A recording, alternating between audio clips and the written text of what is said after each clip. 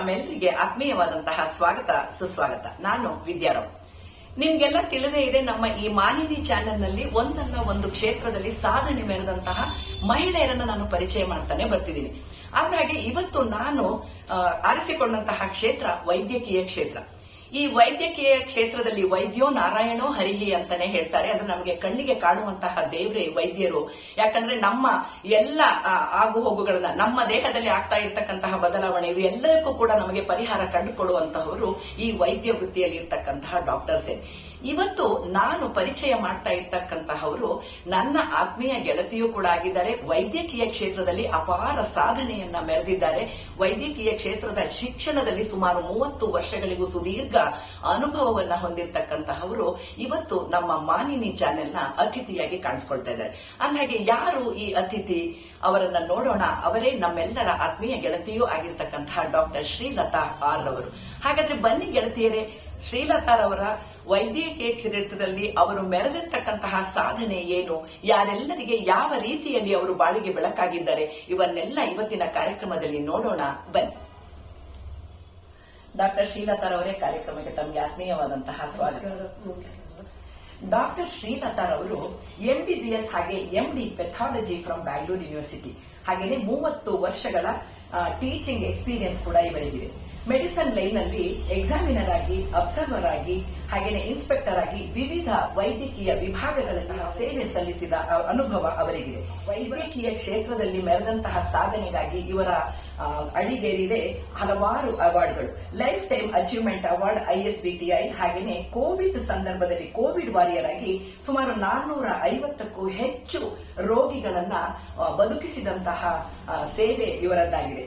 ಇವರ ಅಚೀವ್ಮೆಂಟ್ ಬಂದಿರತಕ್ಕಂಥದ್ದು many papers publications in international, national and state level journals, ಹಾಗೇನೆ ತುಂಬಾ ಅನೇಕ ಗೆಸ್ಟ್ ಲೆಕ್ಚರ್ಸ್ ಅನ್ನು ಕೂಡ ಇಂಟರ್ನ್ಯಾಷನಲ್ ಲೆವೆಲ್ ಅಲ್ಲಿ, ನ್ಯಾಷನಲ್ ಲೆವೆಲ್ ಅಲ್ಲಿ, ಹಾಗೇನೆ ಸ್ಟೇಟ್ ಲೆವೆಲ್ ಅಲ್ಲಿ ಕೂಡ ಕೊಟ್ಟಿದ್ದಾರೆ. ಹಾಗೇನೆ ಇನ್ನೊಂದು ಅಪರಿಮಿತವಾದ ಕ್ಷೇತ್ರ ಅಂತ ಹೇಳಿದ್ರೆ ಬ್ಲಡ್ ಡೊನೇಷನ್ ಕ್ಯಾಂಪ್. ಏನಿದು ಬ್ಲಡ್ ಡೊನೇಷನ್, ಇದರ ಇಂಪಾರ್ಟೆನ್ಸ್ ಏನು, ಅದನ್ನ ಅವರ ಬಾಯಲ್ಲೇ ಆಮೇಲೆ ನಾವು ಕೇಳೋಣ ಅಂತ ಹೇಳ್ತಾ, ಹೀಗೆ ಹಲವಾರು ಇದೀಗ ರಿಟೈರ್ಮೆಂಟ್ ಆದ ನಂತರದಲ್ಲಿ ಸುಮ್ಮನೆ ಕೊಡುತ್ತಿಲ್ಲ ಈ ವೈದ್ಯೆ.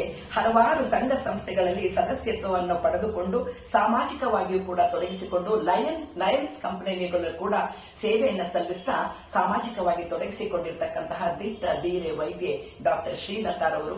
ಈಕೆ ನನ್ನ ಗೆಳತಿ ಅಂತ ಹೇಳ್ಕೊಳ್ಳೋಕೆ ನನಗೆ ಬಹಳ ಹೆಮ್ಮೆ ಅಂತ ಅನ್ಕೊಳ್ತೀನಿ. ಡಾಕ್ಟರ್ ಅವರೇ, ನನಗೆ ಗೊತ್ತಿದ್ದಂತಹ ಪುಟ್ಟ ಪರಿಚಯ ನಿಮಗೆ ಮಾಡಿದ್ದೀನಿ.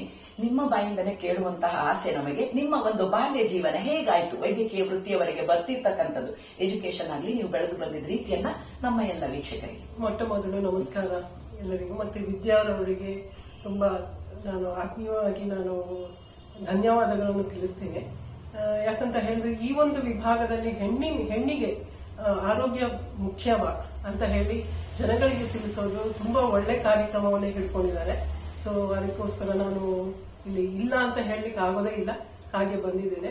ನನ್ನ ಚಿಕ್ಕ ವಯಸ್ಸಿನಿಂದ ನಾನು ಮೈಸೂರಲ್ಲಿ ಇದ್ದಿದ್ದು, ಮೈಸೂರಲ್ಲಿ ಹುಟ್ಟು ಬೆಳೆದಿದ್ದು. ನಮ್ಮ ಅಜ್ಜವರು ಕೂಡ ಡಾಕ್ಟರ್ ಆಗಿದ್ರು. ಹಾಗಾಗಿ ಅವರಿಗೆ ದಿನನಿತ್ಯ ಅವರು ಇಂಜೆಕ್ಷನ್ ಕೊಡೋದು, ಪೇಷಂಟ್ಗಳಿಗೆ ನೋಡೋದು, ಹಾಗೆಲ್ಲ ನೋಡಿ ನೋಡಿ ನೋಡಿ ನಾನು ಕೂಡ ಡಾಕ್ಟರ್ ಆಗಬೇಕು ಅಂತ ಒಂದು ಇಚ್ಛೆ ಇಟ್ಟು ನಾನು ಡಾಕ್ಟರ್ ಆದೆ. ಸೊ ಹೀಗಾಗಿ ಈ ಒಂದು ವೃತ್ತಿಗೆ ಬಂದಿದ್ದೇನೆ. ಜನಗಳಿಗೆ ಮುಖ್ಯವಾಗಿ ಹೆಂಗಸರಿಗೆ ಆರೋಗ್ಯವನ್ನು ಕೊಡ್ಲಿಕ್ಕೆ ನಾನು ಬಯಸ್ತೇನೆ. ಸೊ ಅದ್ರ ಬಗ್ಗೆ ನಾನು ಸಾಕಷ್ಟು ಜನಗಳಿಗೆ ಸಾಕಷ್ಟು ಸರಿ ತುಂಬಾ ಒಂದು 12-14 ವರ್ಷದಿಂದನೂ ಕೂಡ ನಾನು ಹೇಳ್ತಾನೆ ಬಂದಿದ್ದೇನೆ. ಸೊ ಇದು ಚಿಕ್ಕವರಿಂದಾನೇ ಶುರು ಮಾಡಬೇಕು ಆರೋಗ್ಯ ಅನ್ನೋದು. ಓಕೆ, ನಮ್ಮ ಇವತ್ತಿನ ಮೇನ್ ಟಾಪಿಕ್ ಹೆಂಗಸರಿಗೆ ಆರೋಗ್ಯ. ಹೆಂಗಸರಲ್ಲಿನ ಆರೋಗ್ಯ. ಆಕ್ಚುಲ್ ಆಗಿ ಹೆಂಗಸರು ಏನ್ ಮಾಡ್ತಾರೆ, ಮನೆ, ಗಂಡ, ಮಕ್ಕಳು, ಸಂಸಾರ ಅಂತ ಅದಕ್ಕಾಗಿ ಜೀವ ತೆಗಿತಾ ಇರ್ತಾರೆ, ತನ್ನ ಆರೋಗ್ಯವನ್ನ ಅಷ್ಟಾಗಿ ಗಮನಿಸೋದಿಲ್ಲ. ಸೊ ಈ ನಿಟ್ಟಿನಲ್ಲಿ ನೀವು ಹೇಳ್ತೀರಿ ಹೆಂಗಸರಿಗೆ ಆರೋಗ್ಯದ ಬಗ್ಗೆ ಆಕೆ ತುಂಬಾ ಕಾಳಜಿ ವಹಿಸಬೇಕು ಅನ್ನೋ ಹೇಳ್ತೀರಿ.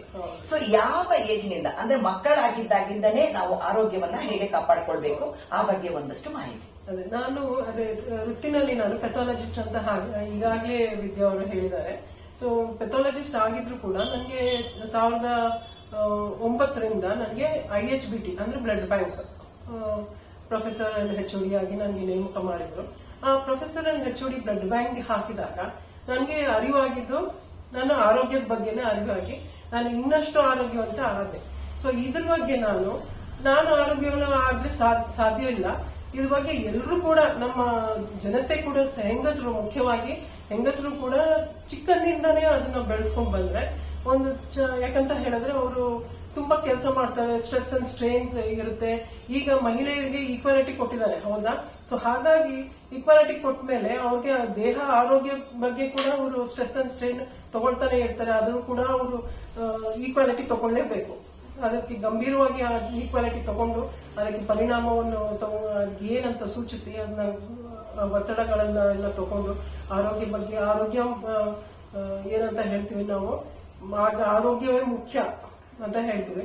ಸೊ ಹಾಗಾಗಿ ಇರುವಾಗ ನಾವು ಅದನ್ನ ಆರೋಗ್ಯವನ್ನು ತಪ್ಪಿ ಚಿಕ್ಕಂದಿಂದನೇ ಅದನ್ನ ಬೆಳೆಸ್ಕೊಂಡ್ ಬಂದ್ರೆ ಅದು ಒಳ್ಳೇದು. ಪ್ರತಿಯೊಂದು ಸ್ಟೇಜ್ ಅಲ್ಲೂ ಕೂಡ ಹೆಣ್ಣು ಮಕ್ಕಳಿಗೆ ಒಂದು ಏನು ಕಾಂಪಿಟೇಷನ್ ಇದ್ದೇ ಇದೆ. ಸೊ ಹಾಗಾಗಿ ಆ ಕಾಂಪಿಟೇಷನ್ ನಾವು ಮೀರಬೇಕು, ಮುಂದೆ ಬರಬೇಕು ಅಂತ ಹೇಳಿದ್ರೆ ನಾವು ಆರೋಗ್ಯವೇ ಮುಖ್ಯ. ಸೊ ಅದಕ್ಕೆ ಆರೋಗ್ಯ ಚಿಕ್ಕಂದಿಂದನೇ ಶುರು ಮಾಡ್ಕೋಬೇಕು. ಚಿಕ್ಕಂದಿನಲ್ಲಿ ಮಕ್ಕಳಿಗೆ ಆರೋಗ್ಯದ ಬಗ್ಗೆ ಗಮನವೇ ಇರಲ್ಲ, ಅಂದ್ರೆ ಹೇಗೆ ಕಾಳಜಿ ಮಾಡ್ಬೇಕು ಅಂತ ಗೊತ್ತಿರಲ್ಲ. ಸೊ ಆ ನಿಟ್ಟಿನಲ್ಲಿ ತಾಯಿಯ ಪಾತ್ರ ತುಂಬಾ ಹೆಚ್ಚು ಅಂತ ಅನ್ಕೊಳ್ತೀನಿ. ಸೊ ತಾಯಿಯಾದವಳು ಮಗಳಿಗೆ, ಹೆಣ್ಣು ಮಗಳಿಗೆ ಯಾವ ರೀತಿಯಾಗಿ ಅಂದ್ರೆ ಹೇಳ್ತಾ ಬರಬೇಕು ಚಿಕ್ಕ ವಯಸ್ಸಿನಲ್ಲಿ ಆರೋಗ್ಯದ ಬಗ್ಗೆ, ಅದಕ್ಕೆ ಏನಂತೀರಾ ನೀವು? ತಾಯಿಗೆ ಮೊಟ್ಟ ಮೊದಲು ತಾಯಿಗೆ ಗೊತ್ತಿರ್ಬೇಕು ಹೇಗೆ ತನ್ನ ಆರೋಗ್ಯ ಹೇಗೆ ಕಾಪಾಡ್ಕೋಬೇಕು ಅಂತ ಹೇಳಿ. ತಾಯಿಗೆ ಗೊತ್ತಿದ್ರೆ ತಾನೇ ಹೆಣ್ಮಕ್ಳು ಕೂಡ ಕಾಪಾಡ್ಕೊಳಿಕ್ಕಾಗುತ್ತೆ. ಸೊ ಅದಕ್ಕೆ ತಾಯಿ ಏನ್ ಮಾಡ್ಬೇಕು ಅಂತ ಹೇಳಿದ್ರೆ ಚಿಕ್ಕಂದಿಂದಲೇ, ಇದು ನಮ್ಮ IHBT ಅಂತ ಹೇಳಿದ್ರೆ ಬ್ಲಡ್ ಸೆಂಟರ್ ಅಲ್ಲಿ ನಾವು ಈಗ ನ್ಯಾಷನಲ್ ಲೆವೆಲ್ ಕೂಡ ಕರಿಕ್ಯುಲಮ್ ಅಲ್ಲಿ ಸೇರ್ಸೋಣ. ಅದ್ರ ಬಗ್ಗೆ ಎಲ್ಲರಿಗೂ ಕೂಡ ಗೊತ್ತಿರ್ಲಿ, ರಕ್ತವನ್ನು ಕೊಡೋ ಪರಿಸ್ಥಿತಿಗೆ ಹೋಗ್ಲಿ, ಹೆಣ್ಮಕ್ಳಾಗ್ಲಿ ಗಂಡ್ಮಕ್ಳಾಗ್ಲಿ ಆ ಲೆವೆಲ್ಗೆ ಹೋಗ್ಬೇಕು. ಅದಕ್ಕೆ ಏನ್ ಮಾಡ್ಬೇಕು ಅಂತ ಹೇಳಕ್ಕೆ ನಾವು ಕೊಟ್ಟಿದ್ದೇವೆ.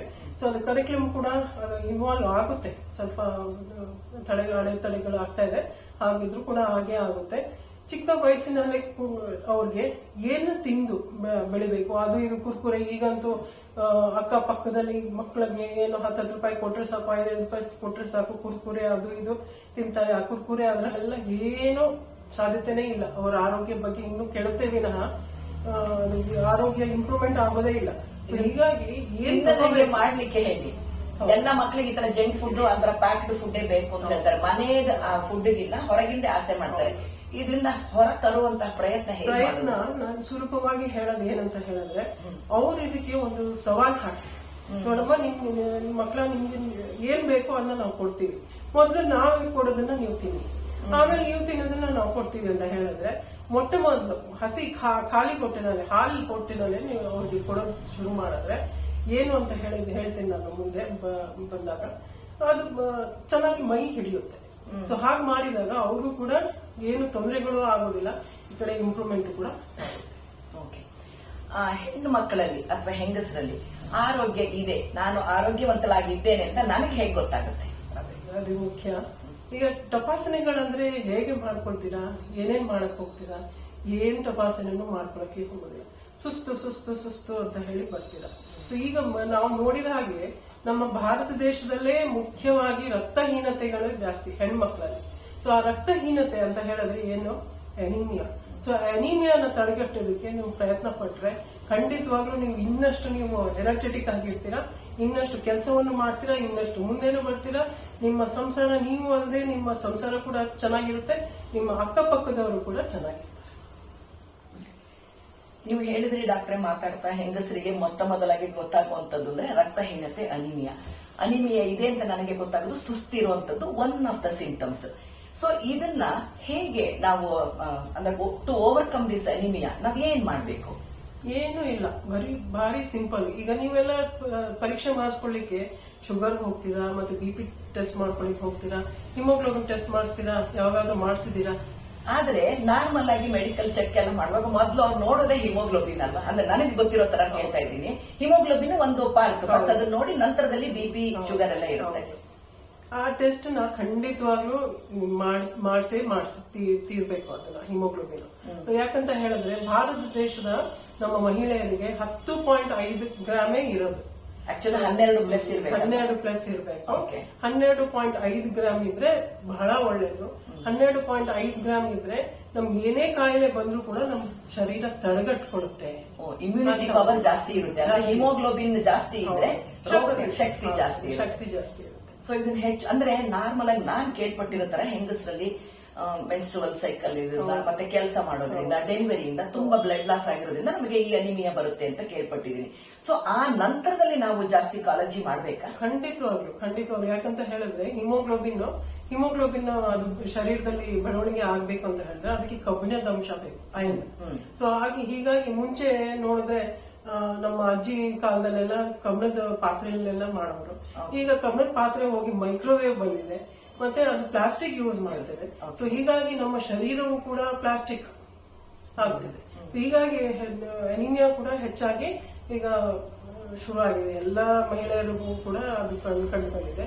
ಸೊ ಅದಕ್ಕೆ ನಾವು ಏನ್ ಮಾಡಬೇಕು, ಹಿಮೋಗ್ಲೋಬಿನ್ ಟೆಸ್ಟ್ ಮಾಡಬೇಕು. ಕಬ್ಬಿಣ ಅಂತೂ ತಿನ್ನಕ್ಕಾಗೋದಿಲ್ಲ. ಕಬ್ಬಿಣ ಎಲ್ಲಿ ಯಾವ ಪದಾರ್ಥದಲ್ಲಿ ಇದೆ ಅಂತ ನಾವು ತಿಳ್ಕೋಬೇಕು. ನಾವು ತಿನ್ನೋ ಪದಾರ್ಥದಲ್ಲಿ ಯಾವ ಪದಾರ್ಥದಲ್ಲಿ ಇದೆ, ನಾವು ಯಾವಾಗ ತಿನ್ಬೇಕು, ಅದು ಯಾವ ಪ್ರಮಾಣದಲ್ಲಿ ತಿನ್ಬೇಕು ಅಂತ ನಾವು ಕಂಡುಹಿಡ್ಕೊಂಡು ಅದನ್ನ ನಾವು ತಿನ್ಕೊಂಡು ಬಂದ್ರೆ ಸರಿ ಹೋಗುತ್ತೆ. ಸೊ ನಾರ್ಮಲ್ ಆಗಿ ಡೇ ಟು ಡೇ ಲೈಫ್ ಅಲ್ಲಿ ನಾವು ಯಾವ ರೀತಿಯಾದಂತಹ ಆಹಾರವನ್ನ ತಿನ್ಬೇಕು ಅಂದ್ರೆ ಜಾಸ್ತಿ ಇದು ಕಬ್ಬಿಣದ ಅಂಶ ಇರುವಂತದ್ದು, ಅಂದ್ರೆ ಜನರಿಗೆ ಸುಲಭವಾಗಿ ಅರ್ಥವಾಗೋ ರೀತಿಯಲ್ಲಿ. ಈಗ ನಮಗೆಲ್ಲ ತಿಳಿದೇ ಇದೆ ಏನೋ ಅಂದ್ರೆ ಹಿಂದಿನ ಮನೆ ಮದ್ದು ತರ ಮಾಡುವಲ್ಲಿ ಈ ಗ್ರೀನ್ ಗ್ರಾಮ್ ಹೆಸರು ಕಾಳನ್ನ ನೆನೆಸ್ಬಿಟ್ಟು ಮೊಳಕೆ ಬರ್ತಿಸಿದ್ರೆ ಬಹಳ ವಿಟಮಿನ್ ಅದರಲ್ಲಿ ಐರನ್. ಸೊ ಆತರ ಸುಲಭವಾದಂತಹ ಉಪಾಯಗಳನ್ನ ಒಂದಷ್ಟು ಹೇಳಿದ್ರೆ ಎಲ್ರಿಗೆ ಇದಾಗಬಹುದು ಅಂತ. ಸುಲಭವಾದ ಉಪಾಯ ನಾನು ನೀವು ಹೇಳೋ ಹಾಗೆ ನಾನು ಅದು ಹೆಸರು ಕಾಳನ್ನ ಮೊಳಕೆ ಬಂದು ಒಂದ್ ದಿವಸದ ಮೊಳಕೆ ಜಾಸ್ತಿ ಬರಬೇಕು. ಮೊಳಕೆ ಏನಕ್ಕೋಸ್ಕರ ಬರ್ಸೋದು, ಅದರಲ್ಲಿ ಇರೋ ಒಂದು ಕಬ್ಬಿನ ಅಂಶ ಆಚೆ ಕಡೆ ಬರಲಿ ಅಂತ ಹೇಳಿ ಅದನ್ನ ಬರ್ಸೋದು. ತುಂಬಾ ಬರ್ಸಿದ್ರೆ ಅದು ನ್ಯೂಟ್ರಿಟಿವ್ ಎಲಿಮೆಂಟ್ ಎಲ್ಲ ಆಚೆ ಕಡೆ ಬಂದ್ಬಿಟ್ಟಿರುತ್ತೆ, ಏನು ಪ್ರಯೋಜನ ಆಗೋದಿಲ್ಲ. ಅದು ಬಿ ಕಾಂಪ್ಲೆಕ್ಸ್, ಎಸ್ಪೆಷಲಿ ನಮ್ಗೆ ಅಯನ್ ಅಬ್ಸಾರ್ಪ್ಷನ್ ಬಿ ಕಾಂಪ್ಲೆಕ್ಸ್ ಕೂಡ ತುಂಬಾ ಮುಖ್ಯವಾಗಿ ಅಗತ್ಯ ಇದೆ ನಮ್ಮ ಶರೀರಕ್ಕೆ. ಸೊ ಅಬ್ಸಾರ್ಪ್ಷನ್ ಚೆನ್ನಾಗಿ ಆಗ್ಬೇಕು ಅಂತ ಹೇಳಿದ್ರೆ ಹೆಸರು ಕಾಳು ಖಂಡಿತವಾಗಿ ಒಂದ್ ದಿವಸ ಮೊಳಕೆ ಕಟ್ಬಿಟ್ಟು ಅದನ್ನ ಒಂದ್ ದಿವಸದ ಮೊಳಕೆ ಅದನ್ನ ಹಸಿಯಾಗಿ ಹಾಳು ಹೊಟ್ಟೆನಲ್ಲಿ ತಿಂದ್ರೆ ಅದ್ರ ಜೊತೆಗೆ ನಾನೇನ್ ಮಾಡಿದೆ, ನನಗೂ ಕೂಡ ಥೈರಾಯ್ಡ್ ಇದೆ, ನೀವು ಕೂಡ ನೋಡ್ತಾ ಇದ್ದೀರಾ ಥೈರಾಯ್ಡ್ ಪ್ರಾಬ್ಲಮ್ ಇದೆ. ನನ್ನ ಹಿಮೋಗ್ಲೋಬಿನ್ ಕೂಡ ಹೆಚ್ಚು ಕಡಿಮೆ 9, 10 ಆತರ ಎಲ್ಲ ಆಗ್ತಾ ಇದೆ. ಈ ಒಂದು ವಿಭಾಗಕ್ಕೆ ಹೋದ್ಮೇಲೆ ನಾನು ಮಾಡಿದ ಮೊಟ್ಟ ಮೊದಲು ಕೆಲಸ ಆಗುತ್ತೆ. ಸೊ ಏನನ್ನ ನಾನು ತಿನ್ಬೇಕು, ಏನಕ್ಕೆ ನಾನು ರಕ್ತ ಕೊಡೋ ತರ ಆಗ್ಬೇಕು ಅಂತ ಹೇಳಿ ನಾನು ಕ್ವಶನ್ ಹಾಕೊಂಡಿದ್ದಾಗ ನಂಗೆ ಉತ್ತರ. ಸೊ ಆ ಉತ್ತರನೇ ನಿಮ್ ಜೊತೆ ಎಲ್ಲ ನಾನು ವಿವರವಾಗಿ ಹೇಳಿಕ್ ಬಯಸ್ತೇನೆ. ನೀವು ಕೂಡ ಆ ಒಂದು ಸ್ಥಿತಿಗೆ ಬರ್ಬಹುದು, ನಿಮ್ಮ ಆರೋಗ್ಯವನ್ನು ಕಾಪಾಡ್ಕೋಬಹುದು ಅನ್ಕೊಂಡಿದ್ದೀನಿ. ಸೊ ನಾನ್ ಮಾಡಿದ ಅಷ್ಟೇನೆ, ಎಲ್ಲ ಗೂಗಲ್ ಅಲ್ಲಿ ಸರ್ಚ್ ಮಾಡಿದೆ. ಎಲ್ಲವೂ ಕೂಡ ನನ್ನ ಒಂದು ವೃತ್ತಿನಲ್ಲಿ, ವೈದ್ಯಕೀಯ ವೃತ್ತಿನಲ್ಲಿ ಏನಿತ್ತು ನನ್ನ ನಾಲೆಡ್ಜ್ ಅದ್ರ ಒಳಗಡೆ ಪರಿಗಣಿಸಿ ನಾನು ಬಂದಿದ್ದೆ ಒಂದು ಉಪಾಯ. ಅದರಲ್ಲಿ ನಾನು 3 ಉಪಯೋಗ ತಂದೆ. ಯಾಕಂತ ಹೇಳಿದ್ರೆ ಈಗಿನ ಪರಿಸ್ಥಿತಿನಲ್ಲಿ, ಈಗಿನ ದಿನಗಳಲ್ಲಿ ಎಲ್ಲ ಪರಿಶುದ್ಧವಾಗಿ ಇಲ್ವೇ ಇಲ್ಲ. ಯಾವ ನೋಡಿದ್ರು ಕೂಡ ಎಲ್ಲ ಮಾಲಿನ್ಯ, ಕಲಬೆರಕೆ, ಅಡಲ್ಟ್ರೇಟೆಡ್. ನಿಮ್ಗೆ ಗೊತ್ತಿದೆ, ಎಲ್ಲರಿಗೂ ಕೂಡ ಗೊತ್ತಿದೆ. ಅದಕ್ಕೆ ಏನು ಒಂದು ಹಣ್ಣು, ಒಂದು ಹಲಸಿನ ಹಣ್ಣು ಕೂಡ ಅಥವಾ ಕಲ್ಲಂಗಡಿ ಹಣ್ಣು ಕೂಡ ಅದಕ್ಕೆ ಏನೋ ಚುಚ್ಬಿಟ್ಟು ಇಂಜೆಕ್ಷನ್ ಹಾಕ್ಬಿಟ್ಟು ಸ್ಟೀರಾಯ್ಡ್ಸ್ ಬಣ್ಣ ಹಾಕ್ತಾರೆ. ಹೀಗಾಗಿ ಆರೋಗ್ಯ ಅಂತೂ ನಾವು ಕೇಳೋದೇ ಬೇಡ, ಎಲ್ಲ ಹಾಳಾಗಿದೆ. ಸೊ ಹೀಗಿರುವಾಗ ನಾವು ಮಾಡ್ಬೇಕಾಗಿರೋದು ಒಂದು ಆರಿಸ್ಕೊಂಡೆ. ನಾನು ಏನ್ ಆರಿಸ್ಕೊಂಡೆ, ಬೀಟ್ರೂಟ್ನ ಆರಿಸ್ಕೊಂಡೆ. ಬೀಟ್ರೂಟ್ ತುಂಬಾ ಚೆನ್ನಾಗಿ ಸಿಂಪಲ್ ಆಗಿ ಚೆನ್ನಾಗಿ ಯಾರು ಬೇಕಾದ್ರೂ, ಆರೋಗ್ಯ ಅನ್ನೋದು ನಾವು ಬರೀ ಚೆನ್ನಾಗಿ ದುಡ್ಡಿರೋರ್ಗೆ ಆರೋಗ್ಯ ಇದೆ ಅಂತ ಅನ್ಕೋಬಾರ್ದು, ಎಲ್ಲರೂ ಆರೋಗ್ಯವಾಗಿ ಇರ್ಬೇಕು ಅಲ್ವೇ. ಸೊ ಹೀಗಿರುವಾಗ ಎಲ್ಲರಿಗೂ ನಾನು ಉಪಯೋಗ ಆಗುವಂಥದ್ದು. ಯಾಕಂತ ಹೇಳಿದ್ರೆ ನಾನು ಕೆಲಸ ಮಾಡಿದ್ದು ವಿಕ್ಟೋರಿಯಾ ಹಾಸ್ಪಿಟಲ್ ಅಲ್ಲಿ. ಸೊ ಹೀಗಾಗಿ ಅಲ್ಲಿ ಬರ್ತಾ ಇದ್ದ ಪೇಷಂಟ್ಸ್ ಎಲ್ಲ ಸ್ವಲ್ಪ ಎಕನಾಮಿಕಲ್ ಸ್ಟೇಟಸ್ ಅಲ್ಲಿ ಸ್ವಲ್ಪ ಕಡಿಮೆ ಇದ್ದಿದ್ದಾಗ ಅವ್ರಿಗೆಲ್ಲ ನಾನು ಜಾಸ್ತಿ ಹೇಳಲಿಕ್ಕೆ ಆಗೋದಿಲ್ಲ. ಸೊ ಅದನ್ನು ಕೂಡ ನಾನು ಗಮನಕ್ಕೆ ತಗೊಂಡು 3 ಉಪಾಯ ಸೂಚಿಸಿದೆ. ಸೊ ಒಂದು ಉಪಾಯ ಏನಂತ ಹೇಳಿದ್ರೆ ಬೀಟ್ರೂಟ್ಗೆ ಯಾರಾದ್ರೂ ಬಣ್ಣ ಹಾಕ್ತಾರ? ಹೋಗ್ಲಿ, ಏನೋ ಹಾಕೋದಿಲ್ಲ. ಸೊ ಹಾಗಿರುವಾಗ ಅದು ಭೂಮಿ ತಾಯಿಯಲ್ಲಿರುವ ಕಬ್ಬಿಣದ ಅಂಶ ಎಲ್ಲ ಹೀರ್ಕೊಂಡಿರುತ್ತೆ. ಸೊ ಅದನ್ನ ಬೆಳಗ್ಗೆ ಒಂದು ಮೀಡಿಯಂ ಸೈಜ್, ಒಂದು 100 ಗ್ರಾಮ್ ಅಷ್ಟು ಒಂದು ಬೀಟ್ರೂಟ್ ನ ಸಿಪ್ಪೆ ಸುಳ್ಳು 8 ಹೋಳು ಮಾಡಿ ಅದು ತಿಂದಿದ್ದಾಯ್ತು. ನಾನು ದಿನಾ ತಿನ್ಬೇಕು, ಖಾಲಿ ಹೊಟ್ಟೆನ ತಿನ್ಬೇಕು. ಸೊ ಅಷ್ಟು ಮಾಡಬಹುದಲ್ಲ. ಬೀಟ್ರೂಟ್ಗೆ ಯಾರಿಗೆ ಇಷ್ಟ ಇಲ್ಲ? ಎಲ್ಲರಿಗೂ ಇಷ್ಟ. ಅದೇನು ವಿಷ ಭರಿತಾನೂ ಇಲ್ಲ, ಕಹಿನೂ ಇಲ್ಲ, ಮತ್ತೆ ಏನು ಸೇರ್ಬೇಕಾಗಿಲ್ಲ, ಅದೇ ಒಂದು ರುಚಿಯನ್ನ ಕೊಡುತ್ತೆ. ಅಂದ್ರೆ ನೀವ್ ಹೇಳಿದ್ರು ಖಾಲಿ ಹೊಟ್ಟೆಲೆ ತಿನ್ಬೇಕು. ಖಾಲಿ ಹೊಟ್ಟೆನಲ್ಲಿ ಬೀಟ್ರೂಟ್ ತಿನ್ಬೇಕು. ಹಲ್ಲು ಇಲ್ಲ, ಸ್ವಲ್ಪ ವಯಸ್ಸಾಗಿರೋರು ಇದ್ದಾರೆ ಅಂತ ಹೇಳಿದ್ರೆ ಅವ್ರಿಗೆ ತುರಿದು ಬಿಟ್ಟು ಮೊಸರಲ್ಲಿ ಹಾಕಿ ಇಟ್ಟು ನೆನೆಸ್ಬಿಟ್ಟು ಕೊಟ್ರೆ ಒಳ್ಳೇದು. ಸೊ ಜ್ಯೂಸ್ ಅಂತೂ ಕುಡಿದ್ರೆ ನಾನು ನನ್ನ ವೈದ್ಯಕೀಯ ವೃತ್ತಿನಲ್ಲಿ ಇದ್ದಿದ್ದು ಓದಿದ್ದು ಅದನ್ನೆಲ್ಲ ನಾನು ಇದ್ರಲ್ಲಿ ಹಾಕಿ ನಾನು ಬಯಸಿ ನೋಡಿದಾಗ ನನ್ಗೆ ಗೊತ್ತಾಯ್ತು, ಆ ನೀರಿನ ಅಂಶ ತಗೊಂಡಿದಾಗ ಅದು ಲಾರ್ಜ್ ಇಂಟೆಸ್ಟೈನ್ ದೊಡ್ಡ ಕಾಡಿಗೆ ಹೋಗಿ ಬೇಗನೆ ಒಂದೊಂದು ರೂಪದಲ್ಲಿ ಆಚೆ ಕಡೆ ಹೊಟ್ಟೋಗುತ್ತೆ. ಸೊ ಹೀಗಿರುವಾಗ ಅದು ಸರಿಯಾದ ಪ್ರಮಾಣದಲ್ಲಿ ನಮ್ಗೆ ಫಾಸ್ಟ್ ರಿಸಲ್ಟ್ಸ್ ಬೇಕಲ್ವಾ. ಈಗ ವರ್ಲ್ಡ್ ಪ್ರಪಂಚ ಎಲ್ಲ ನಮ್ಗೆ ಫಾಸ್ಟ್, ಎಲ್ಲವೂ ಫಾಸ್ಟ್ ಬೇಕು. ಸೊ ಹೀಗಾಗಿ ರಿಸಲ್ಟ್ಸ್ ಕೂಡ ನಮ್ಗೆ ಫಾಸ್ಟ್ ಬೇಕು ಅಂತ ಇದ್ದಾಗ ಇದ್ರಲ್ಲಿ ನಮ್ಗೆ ಕಂಡು ಬಂತು fast results. So within 2 months. ಆದ್ರೆ ಶುಗರ್ ಇರುವಂತಹ ಪೇಷಂಟ್ಸ್ ಬೀಟ್ರೂಟ್ ತಿನ್ಬಹುದಾ? ಖಂಡಿತ ತಿನ್ಬಹುದು. ಹಸಿ ಹೊಟ್ಟೆನಲ್ಲಿ, ಖಾಲಿ ಹಾಲು ಹೊಟ್ಟೆನಲ್ಲಿ ಖಂಡಿತವಾಗ್ಲೂ ತಿನ್ಬಹುದು. ಸೊ ಇದು ಒನ್ ಆಫ್ ದ ಮೇನ್ ಉಪಾಯ ಅಂತ ನೀವು ಹೇಳ್ತೀರಿ. ಒಂದು ಬೀಟ್ರೂಟ್ ತಿನ್ನೋದು, ಇನ್ನೊಂದು ಹಸಿರು ಕಡಲೆ ಅಂದ್ರೆ ಇದು ಗ್ರೀನ್ ಗ್ರಾಮ್ ಅನ್ನ ನೆನೆಸಿ ಮೊಳಕೆ ಬರ್ಸಿ, ಒಂದೇ ದಿನ ಮಾತ್ರ ಮೊಳಕೆ ಬರ್ಬೇಕು. ಸೊ ಅದನ್ನ ತಿನ್ನುವಂಥದ್ದು. ಸೊ ಇನ್ಮೇಲಿಂದ ನಾವು ಹಾಗಿದ್ರೆ ಬ್ರೇಕ್ಫಾಸ್ಟ್ ಸ್ಕಿಪ್ ಮಾಡ್ಬಿಟ್ಟು ಇದನ್ನೇ ತಿನ್ಕೊಂಡಿರ್ಬೋದು ಅಂತ ಅನ್ಕೊಳ್ತೀವಿ. ಒಳ್ಳೆ ಉಪಾಯ ಅಲ್ವಾ? ಬ್ರೇಕ್ಫಾಸ್ಟ್ ತಪ್ಪಿಸ್ಬೇಡಿ. ಜೊತೆಗೆ ಇದು ಬೆಳಿಗ್ಗೆ ಎದ್ಬಿಟ್ಟು 1 hour ಆದ್ಮೇಲೆ ನೀವು ಕಾಫಿ ಟೀ ಬಿಟ್ರೆ ಒಳ್ಳೇದು. ಕಾಫಿ ಟೀ ಅಬ್ಸಾರ್ಪ್ಷನ್ಗೆ ಸ್ವಲ್ಪ ಅಡೆತಡೆ ತರುತ್ತೆ. ಸೊ 1 hour ಆದ ನಂತರ ನೀವು ತಿಂಡಿ ಸ್ವಲ್ಪ ಅದು ತಿನ್ನಿ. ಸೊ ಎರಡನೇ ಉಪಾಯ ಹೇಳ. ಸೊ ಎರಡನೇ ಉಪಾಯ ಕೂಡ ತುಂಬಾ ಸುಲಭ. ಅದು ರಾಗಿ ಗಂಜಿ. ರಾಗಿ ಗಂಜಿ ಯಾರಿಗೆ ಕುಡ್ದಿಲ್ಲ, ರಾಗಿ ಗಂಜಿ ಅಂಬ್ಲಿ ತುಂಬಾ ಒಳ್ಳೇದು. ಅದರಲ್ಲಿ ಕಬ್ಬಿಣದಂಶ 90% ಅಷ್ಟಿದೆ. ಮತ್ತೆ ಕ್ಯಾಲ್ಸಿಯಂ ಕೂಡ ಇದೆ. ಯಾಕಂತ ಹೇಳಿದ್ರೆ ನಮ್ಮ ರಕ್ತ ಉತ್ಪತ್ತಿ ಆಗೋದೇ ಮೂಳೆಯಿಂದ. ಸೊ ಮೂಳೆ ಕೂಡ ಗಟ್ಟಿ ಇರಬೇಕಾದ್ರೆ ಸೊ ಅದೆರಡು ಕೂಡ ಇರೋದು ರಾಗಿಯಲ್ಲೇ. ಸೊ ರಾಗಿ ಇವಾಗ ಎಲ್ಲರೂ ಈಗ ಅಮೆಝಾನ್ ಅಂತೂ ಬಂದ್ಬಿಟ್ಟಿದೆ, ಪ್ರಪಂಚದಲ್ಲಿ ಎಲ್ಲೇ ಬೇಕಾದ್ರೂ ಸಿಗುತ್ತೆ. ಅಂಡ್ ರಾಗಿ ಗಂಜಿ ಹೇಗೆ ಪ್ರಿಪೇರ್ ಮಾಡೋದು ಅಂತ ಕೂಡ ನಿಮ್ಗೆ ಯೂಟ್ಯೂಬ್ ಅಲ್ಲಿ ಎಲ್ಲ ಸಿಕ್ಬಿಡುತ್ತೆ. ದಯವಿಟ್ಟು ಅದನ್ನ ಉಪಯೋಗಿಸಿ. ಸಕ್ಕರೆ ಹಾಕ್ಬಿಡಿ, ಅದಕ್ಕೆ ಬೆಲ್ಲ ಹಾಕಿದ್ರೆ ಬೆಲ್ಲದಲ್ಲಿ ಇನ್ನೂ ಸ್ವಲ್ಪ ಹೆಚ್ಚಾಗಿ ನಮ್ಗೆ ಕಬ್ಬಿಣದ ಅಂಶ ಸಿಗುತ್ತೆ. ಸೊ ಹೀಗಾಗಿ ಇಂಪ್ರೂವ್ಮೆಂಟ್ ನಿಮ್ಗೆ ಚೆನ್ನಾಗಿ ಕಾಣಿಸುತ್ತೆ. ಇದು ನನ್ನ ಎರಡನೇ ಉಪಾಯ. ಬೀಟ್ರೂಟ್ ಆಯ್ತು, ರಾಗಿ ಆಯ್ತು, ಹೆಸರು ಕಾಳಾಯ್ತು, ನಂತರದ ಉಪಾಯ ಹೇಳಿ. ಇನ್ನೊಂದು ಕಡೆಯದಾಗಿ ಒಂದು ಉಪಾಯ, ಇದು ಯಾರಿಗೆ ನಾನು ಹೇಳ್ತಾ ಇದ್ದೆ ಅಂತ ಹೇಳಿದ್ರೆ, ನಾವೆಲ್ಲ ಕ್ಯಾಂಪ್ಗೆ ಹೋಗ್ತಾ ಇದ್ವಿ. ದಿನ ಬಿಟ್ಟು ದಿನ ಒಂದು MNC ಕ್ಯಾಂಪ್ಗೆಲ್ಲ ಹೋಗ್ತಾ ಇದ್ವಿ. ಅಲ್ಲೆಲ್ಲ ITBT ಅವ್ರಿಗೆ ಬಿಫೋರ್ ಕೋವಿಡ್ 2 ಗಂಟೆ 2:30 ಬಂದು ಕರ್ಕೊಂಡು ಹೋಗೋರು ಕ್ಯಾಬ್ ಅಲ್ಲಿ. ಮತ್ತೆ ಅಲ್ಲೆಲ್ಲ ಕೆಲಸ ಮಾಡಕ್ಕೆ ತುಂಬಾ ಶ್ರಮ ಪಡ್ತಾರೆ ಪಾಪ. ಅವರು 90 hour ಕೂತ್ಕೊಂಡು ಕೆಲಸ ಮಾಡ್ತಾರೆ, ಟೈಮೇ ಇರೋದಿಲ್ಲ. ಸೊ ಹಾಗಾಗಿ ಅವ್ರು ಏನ್ ಮಾಡ್ತಾ ಇದಾರೆ, ನಾವು ಹೋಗಿದಾಗ ಮುಂದೆ ಬರೋರು, ಅಯ್ಯೋ ವಿಕ್ಟೋರಿಯಾ ಹಾಸ್ಪಿಟಲ್ ಇಂದ ಬಂದಿದ್ದಾರೆ, ನಾವು ಕೂಡ ನಾವು ದಾನ ಅಂತ ಮಾಡೋಣ, ರಕ್ತದಾನ ಮಾಡೋಣ, ನಾವು ಅದು ಒಂದು ಪುಣ್ಯದ ಕೆಲಸ ಅಂತ. ಆದ್ರೆ ಬಂದಿದಾಗ ಏನ್ ನೋಡೋದಕ್ಕೆ ಅಷ್ಟು ದಟ್ಟಪುಷ್ಟವಾಗಿ ಇದ್ದಾರೆ. ಸೊ ಆದ್ರೆ ಹಿಮೋಗ್ಲೋಬಿನ್ 6 ಗ್ರಾಮ್ 7. ಸೊ ಹೀಗಿರುವಾಗ ನಾವು ಖಂಡಿತವಾಗಿ ತಗೊಳಕ್ಕಾಗೋದಿಲ್ಲ. ಸೊ ಹಾಗಿರುವಾಗ ನಾನು ಅವ್ರಿಗೆ ಏನ್ ಹೇಳಲಿಕ್ಕೆ ಸಾಧ್ಯ?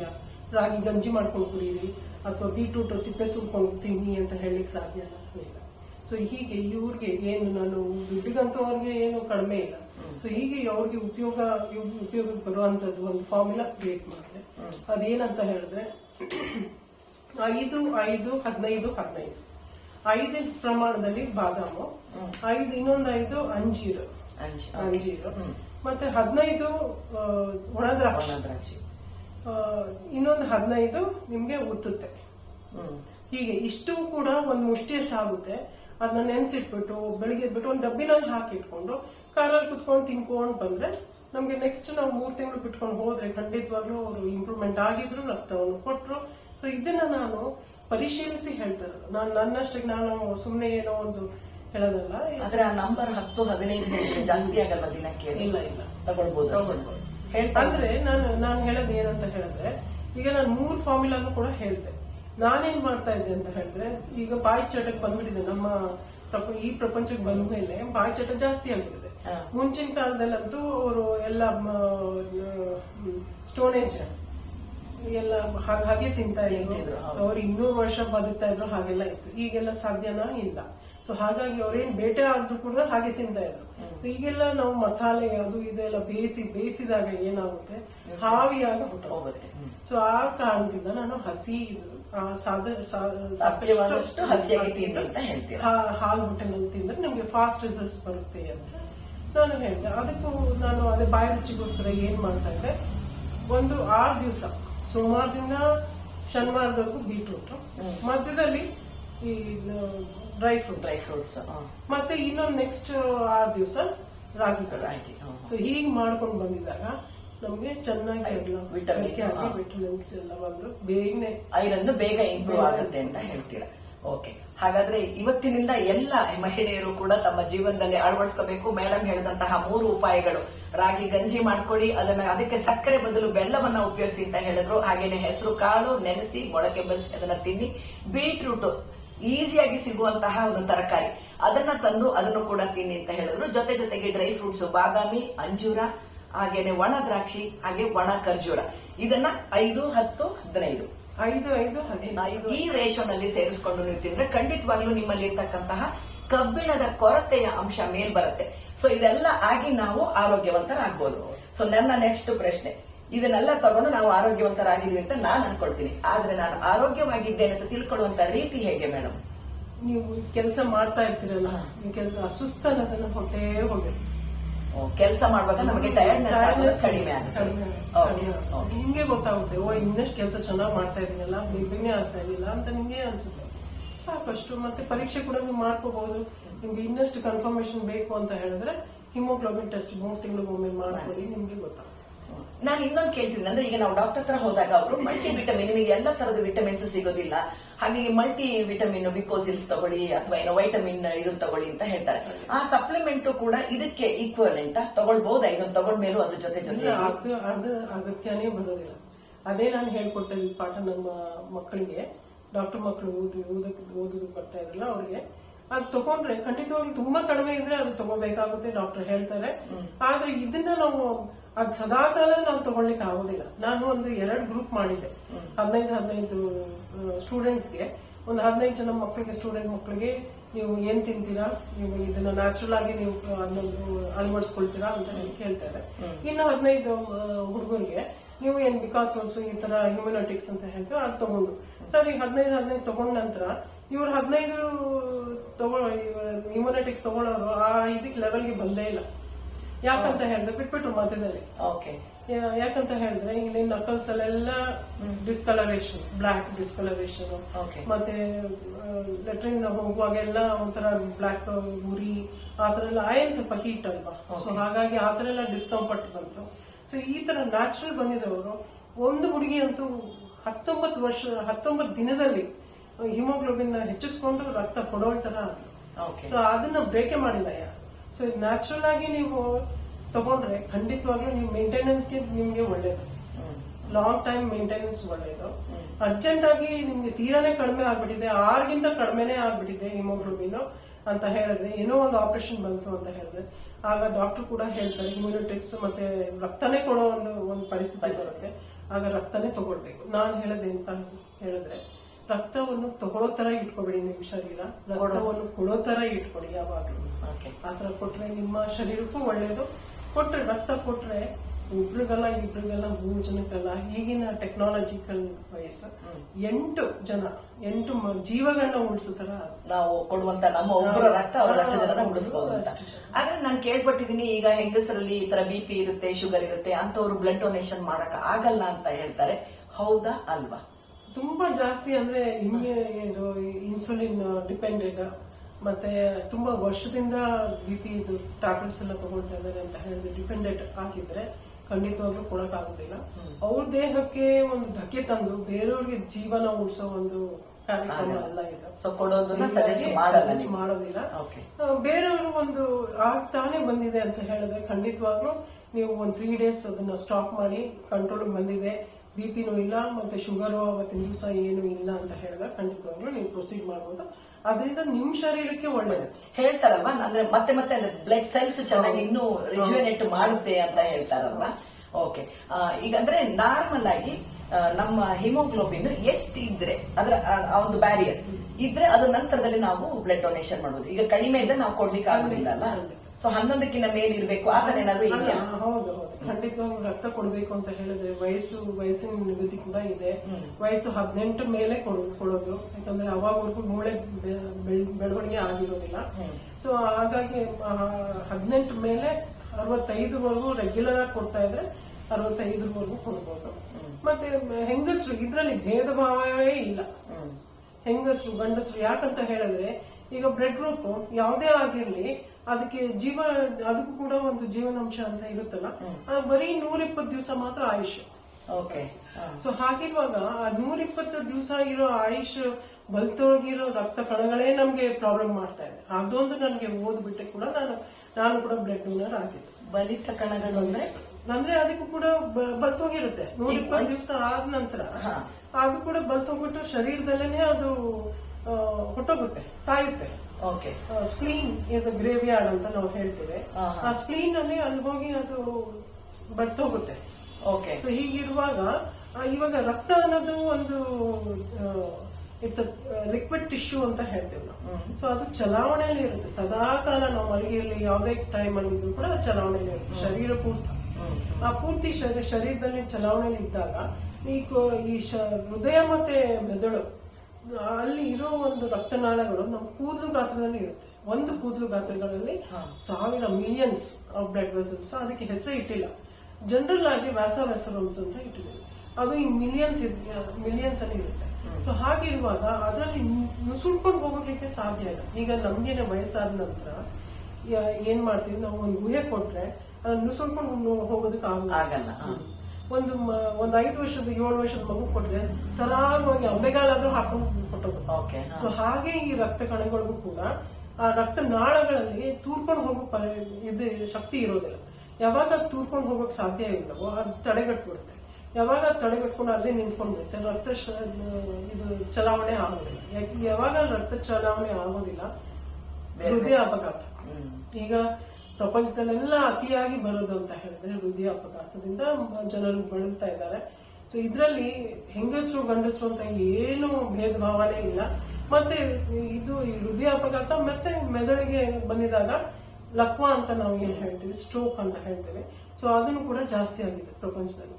ಸೊ ಇದು ತಡೆಗಟ್ಟಬೇಕು ಅಂತ ಹೇಳಿದ್ರೆ ಖಂಡಿತವಾಗ್ಲೂ ಇದು ಎಷ್ಟು % ಗೊತ್ತಾ ತಡೆಗಟ್ಟಬಹುದು ಈ ತರ ರಕ್ತ ಕೊಡೋ ತರ ಆದ್ರೆ.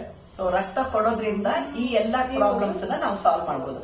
ಆದ್ರೆ ರಕ್ತ ಕೊಡ್ಬೇಕಾದ್ರೆ ನಾವು ಸರಿಯಾಗಿರ್ಬೇಕು, ನಮ್ಮಲ್ಲಿ ಚೆನ್ನಾಗಿ ಹಿಮೋಗ್ಲೋಬನ್ ಇರಬೇಕು, ಬೇರೆ ಯಾವುದೇ ಆದಂತಹ ಆರೋಗ್ಯ ವೈಪರೀತ್ಯಗಳು ಇರಬಾರ್ದು. ಸೊ ಇವೆಲ್ಲನೂ ಕೂಡ ಕೌಂಟ್ಸ್ ಅಲ್ವಾ.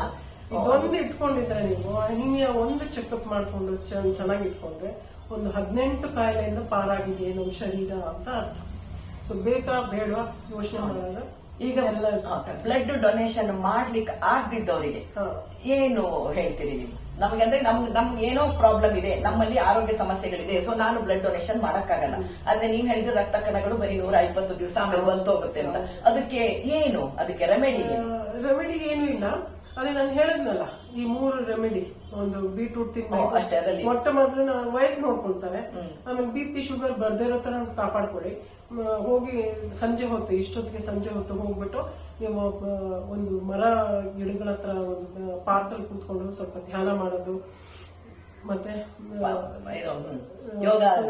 ಪ್ರಾಣಾಯಾಮ ಮಾಡೋದು, ಅದೆಲ್ಲ ಮಾಡಿದ್ರೆ ಆಕ್ಸಿಜನ್ ಅದೆಲ್ಲ ಬಿಡ್ತಾ ಇರುತ್ತೆ, ಗಿಡ ಮರಗಳು ಇಷ್ಟೊತ್ತಿಗೆ ಬಿಡ್ತಾ ಇರುತ್ತೆ. ಅದನ್ನ ನಾವು ಸೇವಿಸಿದ್ರೆ ಖಂಡಿತವಾಗ್ಲೂ ಸ್ಟ್ರೆಸ್ ಫ್ಯಾಕ್ಟರ್ ಕಡಿಮೆ ಆಗುತ್ತೆ. BP ಮತ್ತೆ ಶುಗರ್ ಬರ್ತಾ ಇರೋದೇ ಸ್ಟ್ರೆಸ್ ಫ್ಯಾಕ್ಟರ್ ಇಲ್ಲ. ದಯವಿಟ್ಟು ಸ್ಟ್ರೆಸ್ ಫ್ಯಾಕ್ಟರ್ ಕಡಿಮೆ ಮಾಡ್ಕೊಳ್ಳಿ. ಆರೋಗ್ಯ ಅಂದ್ರೆ ಮೆಡಿಟೇಷನ್ ಮಾಡಿ ಮತ್ತೆ ವಾಕಿಂಗ್ ಮಾಡಿ, ಸಂಜೆ ಹೊತ್ತು ಈ ಪ್ರಾಣಾಯಾಮ ಮಾಡಿ, ಸ್ವಲ್ಪ ವಾಕಿಂಗ್ ಅದೆಲ್ಲ ಮಾಡಿದಾಗ ಕಡಿಮೆ ಆಗುತ್ತೆ. ಸ್ಟ್ರೆಸ್ ಫ್ಯಾಕ್ಟರ್ ಕಡಿಮೆ ಮಾಡಿದಾಗ ಮತ್ತೆ ಹಿಮೋಗ್ಲೋಬಿನ್ ಹೆಚ್ಚಿಸ್ಕೊಂಡಿದಾಗ ಖಂಡಿತ ನೀವುಗಳು ಕೂಡ ವರ್ಷದಲ್ಲಿ 2 ಬಾರಿ ಅಂದ್ರೆ ಒಂದು 4 ತಿಂಗಳು ಅಥವಾ 6 ತಿಂಗಳು ನಿಮ್ಮ ಹುಟ್ಟಿದಬ್ಬ ಅಥವಾ ನಿಮ್ಮ ಆನಿವರ್ಸರಿ, ಪ್ರೀತಿ ಪಾತ್ರ ಆಗಿರೋ ಆನಿವರ್ಸರಿ, ಆತರ ಒಂದು ಏನೋ ಒಂದು ಜ್ಞಾಪಕಕ್ಕೋಸ್ಕರ ಇಟ್ಕೊಂಡು ಅವತ್ತಿನ ದಿವಸ ನೀವು ಮಾಡ್ಬಿಟ್ರೆ ಖಂಡಿತವಾಗ್ಲೂ ನೀವು ಉದ್ಧಾರ, ನಿಮ್ಮ ಶರೀರ ಕೂಡ ನಿಮ್ಮ ಆರೋಗ್ಯವಾಗಿ ಇರುತ್ತೆ. ಹಾಗೆ ಬೇರೆಯವ್ರಿಗೂ ಕೂಡ ಬೇರೆ ಆರೋಗ್ಯ, ಬೇರೆ ರಕ್ತ ಇರೋದಿಲ್ಲ, ರಕ್ತಹೀನತೆ ಇರುತ್ತಲ್ಲ, ಸೊ ಅವರು ಕೂಡ ನೀವು ಆರೋಗ್ಯ 8 ಮಂದಿಗೆ ನೀವು ಕೊಡ್ಬೋದು. ಬದುಕಿಸುವಂತದ್ದು ಯಾವುದೂ ಇಲ್ಲ. ಇವತ್ತಿನ ಈ ಒತ್ತಡದ ಆಧುನಿಕ ಜೀವನದಲ್ಲಿ ಪ್ರತಿಯೊಬ್ಬರೂ ಕೂಡ ಯಾವ್ದಾದ್ರು ಒಂದು ಕಾಯಿಲೆ ಅಂದ್ರೆ BP ಇರುತ್ತೆ, ಶುಗರ್ ಇರುತ್ತೆ, ಥೈರಾಯ್ಡ್ ಆಗಿರುತ್ತೆ. ಆ ಕಾರಣದಿಂದಾಗಿ ನಾವು ಬ್ಲಡ್ ಡೊನೇಷನ್ ಮಾಡೋದು ಬಹಳ ಅದಕ್ಕೆ ದೂರ ಅಂತಾನೆ ಅನ್ಕೊಳ್ತೀನಿ. ಆದ್ರೆ ಅದಾಗ್ಯೂ ಕೂಡ ನಮ್ಮ ಆರೋಗ್ಯವನ್ನ ಚೆನ್ನಾಗಿ ಇಟ್ಕೊಳ್ಬೇಕು ಅಂದ್ರೆ ನೀವು ಹೇಳಿದಂತಹ ಈ ಎಲ್ಲ ಮೆಥಡ್ಸ್ ಅನ್ನ ಫಾಲೋ ಮಾಡಿದ್ರೆ ನಾವು ಥೈರಾಯ್ಡ್ ಚೆನ್ನಾಗಿ ಇರೋರು ಕೊಡ್ಬೋದು ಖಂಡಿತವಾಗ್ಲೂ. ನಾನು ವರ್ಷದಲ್ಲಿ 2 ಬಾರಿ ಕೊಡ್ತಾ ಇದ್ದೇನೆ. ಅಂದ್ರೆ ಅವತ್ತಿನ ದಿವಸ ನಾನು ಟ್ಯಾಬ್ಲೆಟ್ ತಗೊಳ್ಳೋದಿಲ್ಲ. ಓಕೆ. ಸೊ ಇದು ರಕ್ತ ಕೊಟ್ಟು ಅದಾದ ನಂತರ ನಾನು ತಗೊಳ್ಳಿ. ಸೊ ಈಗ BP ಇರೋರು ಕೂಡ ಡೊನೇಷನ್ ಮಾಡ್ಬಿಟ್ಟು ಆಮೇಲೆ ಮಾತ್ರ ಸ್ಟಾರ್ಟಿಂಗ್ ಅಲ್ಲಿ ತುಂಬಾ ವರ್ಷದಿಂದ ತಗೊಳ್ತಿದ್ರೆ ಸೊ ಅದು ಕೂಡ ಮಾಡ್ಬೋದು. ಖಂಡಿತವಾಗ್ಲೂ ಮಾಡ್ತಾ ಬಂದ್ರೆ ಅವರು ಕೂಡ ಟ್ಯಾಬ್ಲೆಟ್ಸ್ ತಗೊಳ್ಳೋದನ್ನ ನಿಲ್ಲಿಸಬಹುದು. BP ನಾರ್ಮಲ್ಗೆ ಬರುತ್ತೆ ಮತ್ತೆ ಶುಗರ್ ಕೂಡ ನಾರ್ಮಲ್ಗೆ ಬರುತ್ತೆ. ಓಕೆ. ಸೊ ಇದಾದ ನಂತರದಲ್ಲಿ ಲೇಡೀಸಿಗೆ ಮೆನೋಪಾಸ್ ತರ ಬರುತ್ತೆ. ಮೆನೋಪಾಸ್ ಆದ ನಂತರದಲ್ಲಿ ಸಾಕಷ್ಟು ಪ್ರಾಬ್ಲಮ್ಗಳು ಬರುತ್ತೆ. ಅಂದ್ರೆ ಈ BP ಶುಗರ್ ಜೊತೆಗೆ ಕಾಲು ಕೈ ಆ ತರ ಪ್ರಾಬ್ಲಮ್ ಬರುತ್ತೆ. ಅಂದ್ರೆ ಒಂಥರ ಮೆನೋಪಾಸ್ ಅಲ್ಲಿ ಎಫೆಕ್ಟ್ ಅಂತ ಹೇಳ್ತಾರೆ. ಈ ಸಂದರ್ಭದಲ್ಲಿ ಅಂದ್ರೆ ಮೆನೋಪಾಸ್ ಟೈಮ್ ಅಲ್ಲಿ ಮಹಿಳೆಯರು ಯಾವ ರೀತಿಯಾಗಿ ಕೇರ್ ಅನ್ನ ತಗೊಳ್ಬೇಕು? ಸೊ ಮೆನೋಪಾಸ್ ಟೈಮಲ್ಲೂ ಅಷ್ಟೇನೆ ಇದೊಂದು ಅದೇ ಹೇಳಿದ್ನಲ್ಲ, ಮುಖ್ಯವಾಗಿ ಹಿಮೋಗ್ಲೋಬಿನ್ ಇದನ್ನ ಕಂಟ್ರೋಲ್ ಮಾಡ್ಕೊಂಡು ಬಂದ್ರೆ ಮೇನ್ ಇದೊಂದು ಕಂಟ್ರೋಲ್ ಮಾಡ್ಕೊಂಡು ಬಂದ್ರೆ ಬೇರೆದೆಲ್ಲ ತಾನೇ ಕಂಟ್ರೋಲ್ ಬಂದ್ರೆ. ಆದ್ರೆ ನಾನ್ ಕೇಳಿರೋ ತರ ನನಗೆ ತಿಳಿದಂತ ಮಟ್ಟಿಗೆ ಮೆನೋಪಾಸ್ ಆದ ನಂತರದಲ್ಲಿ ನಮಗೆ ಆ ಮೆನ್ಸ್ಟ್ರಲ್ ಸೈಕಲ್ ಆಗದೆ ಇರೋದ್ರಿಂದ ಹಾರ್ಮೋನ್ ಬಿಡುಗಡೆ ಆಗೋದಿಲ್ಲ. ಆಗ ನಮ್ದು ಆ ವೈಟಮಿನ್ D3 ಅಬ್ಸಾರ್ಷನ್ ಆಗುವಂತದ್ದು, ಕ್ಯಾಲ್ಸಿಯಂ ಲೆವೆಲ್ ಅದೆಲ್ಲದಕ್ಕೂ ಕೂಡ ಎಫೆಕ್ಟ್ ಆಗುತ್ತೆ. ಇದಕ್ಕೆ ಹೇಗೆ ನಾವು ಕಂಡ್ಕೊಳ್ಬೇಕು ಪರಿಹಾರವನ್ನ? ವಾಕಿಂಗ್ ಅಂತ ಹೇಳಿದ್ರೆ ಅದೇ ಮೈನ್. ಅದನ್ನ ಇದು ನಾನು ಏನ್ ಹೇಳಿದೆ ಅದನ್ನು ಕೂಡ ಉಪಯೋಗಿಸ್ಕೊಂಡು ಮತ್ತೆ ಬೆಳಕು, ಅದಕ್ಕೆ ಸನ್ಲೈಟ್ ನಮಗೆ ಬೆಳಕು ಬೇಕು. ಸೊ ಹಾಗಾಗಿ ತುಂಬಾ ಬಿಸಿಲು ಕೂಡ ಬೇಡ. ಎಳೆ ಬಿಸಿಲಲ್ಲಿ ನಾವು ಅರ್ಧ ಗಂಟೆ ಇದ್ರೂ ಕೂಡ ಸಾಕು ಬೆಳಿಗ್ಗೆ. ಸೊ ಅದನ್ನ ನಮ್ಮ ರಕ್ಷಣೆ ಮಾಡುತ್ತೆ, ನಮ್ಮ ಮೂಳೆಗಳಿಗೆ ರಕ್ಷಣೆ ಕೊಟ್ಟು.